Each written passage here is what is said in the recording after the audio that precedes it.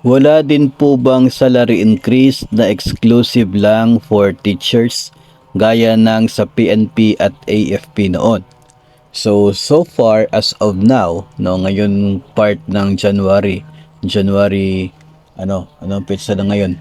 January 18, no, ay January 17 ay talagang wala pa po, no, wala pa po tayong nababasa na ganoon po yung order, no, or legal na basihan for any increase for teachers na yung exclusive for teachers. Yung madalas po na lumalabas ay intended for civilian personnel. Although may mga bills din naman na intended for teachers lang yung pagtaas. And also there was once interview before with Defense Secretary VP Inday and President Marcos na talagang mayroong plano yung Marcos administration for an increase na exclusive for teachers. Okay, meron yon. Yung sinabi ni Vice President Inday na yung isang increase na intended for teachers talaga na pang long run. Pero as of now ay wala pa po talaga.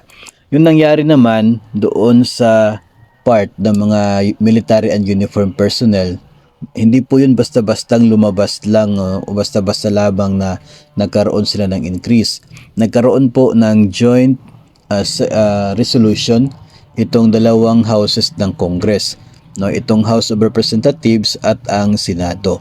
No, so ang dalawang houses of Congress na yan, mayroon silang ginawa na joint resolution at yun ay ang intensyon para taasan ang base pay ng mga military and uniform personnel. So 2018 po, effective January 1, 2018, yung resolution na yon kasi inaprubahan yon ni Pangulong Duterte. No, so hindi po basta-basta nagkakaroon lamang ng increase. Dumadaan talaga yan sa mga legal na proseso.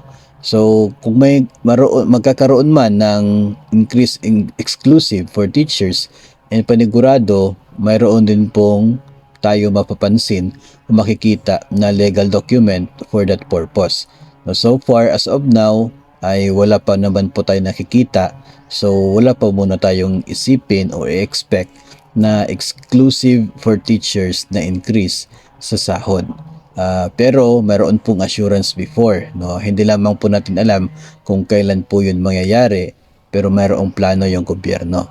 Pero as of now, wala pa.